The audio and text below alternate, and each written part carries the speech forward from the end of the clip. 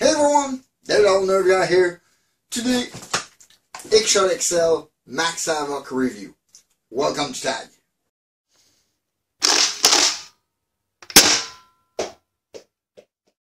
The X-Shot Excel Max Havoc. Latest iteration of, I guess, the turbo fire. Like the proportion look correct and the drum looks similarly the same, but the grip look way better and they put a stock on it. I mean, this thing is promising. Yes, it's top prime, not everyone like it, but I love my top prime blaster, so I'm really eager to try this one. Let's not lose any more time and open this one. So here it is, Max Havoc blaster from Zuru. I mean, it was always produced by Zuru because the Adventure Force one, but the Zuru name molded in it. But wow, this thing looked way more beautiful in those colors, and I was hoping Zuru were gonna release it.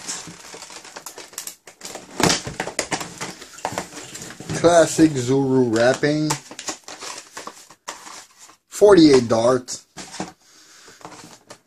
with, I don't know why everybody rips them off. You see here, I know I mentioned it before, but there is arrows telling you to unscrew those posts so you don't break the blaster. People are complaining sometimes pins are breaking. Please open them the proper way.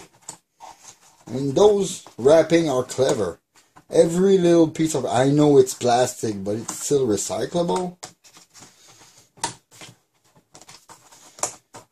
Huh. Okay, a lot of unscrewing, like most Zuru blasters.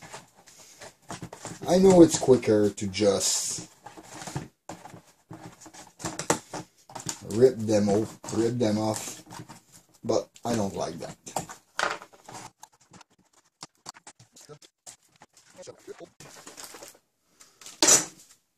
Let's take that here. Wow. I mean, okay, this thing is cracky a little, first impression, but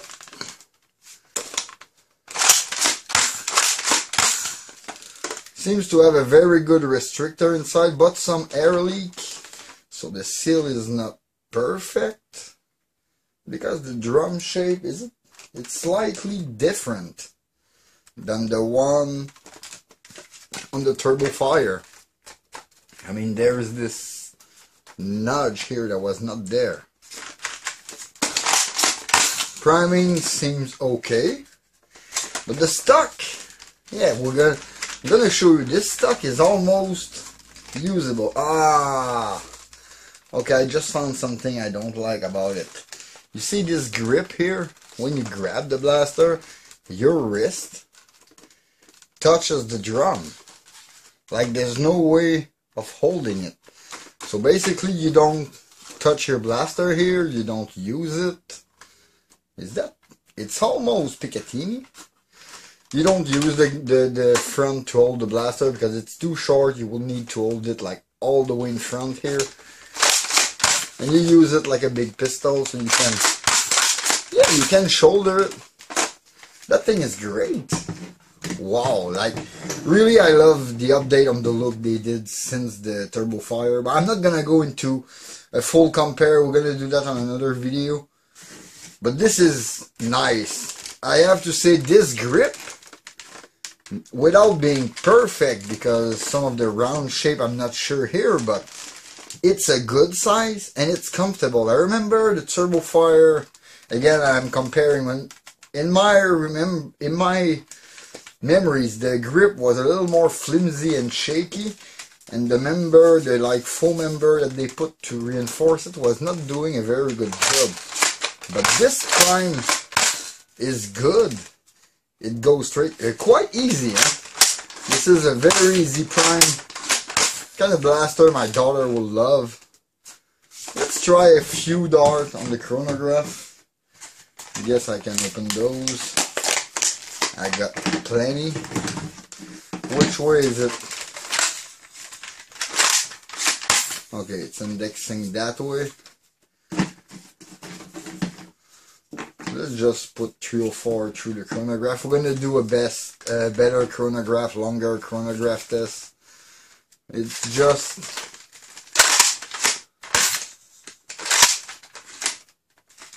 to test it.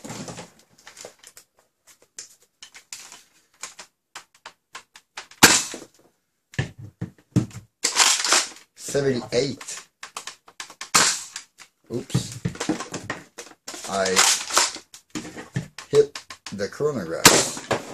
82. 80. Oh, was empty. Okay, this thing will deserve an AR removal, pretty sure of it. But I already love the ergos on that blaster. I mean, the stock is a little usable. It's quite a good size. And the priming continues inside this stock. No, I like it. Besides the fact that I was hoping to hold it here, and I won't because I would need to extend this barrel.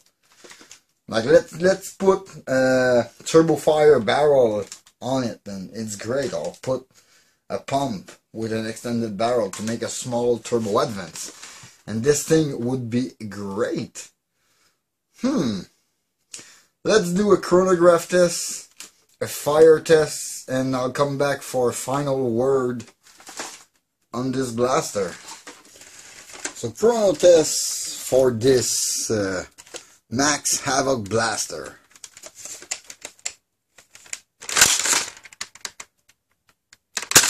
Oops.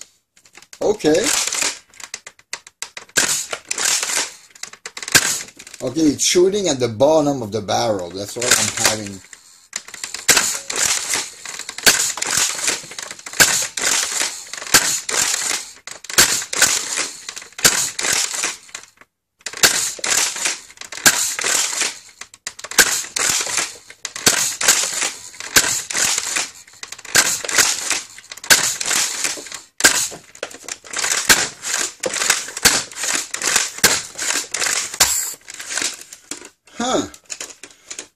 I had better performance on the 3 last slam fire shot than on the rest. Average 80.3, but you see the 3 last shot were a little above and I was making them into slam fire. Interesting. That's a neat little thing. I think the restrictor is 1, a little too restrictive, and 2, that the barrel are a little too tight, because this thing is a hell to load. I mean, you have to push the dart in like with force. That's not how I remember my turbo fire. Again, I'm comparing, but we're gonna do that full comparison video. But as I see it, this thing, let's try it in slam fire just to see. And I'm doing slow slam fire here. So this thing is capable of good FPS. It's more, yeah, in slam fire it's more powerful than when you just prime it. Like 10 FPS difference, that is something. Wow. Still, it's a very neat one. So it might be my new slam fire machine. Let's go try that thing on the range and come back for a conclusion, because I really dig this Max Havoc blaster.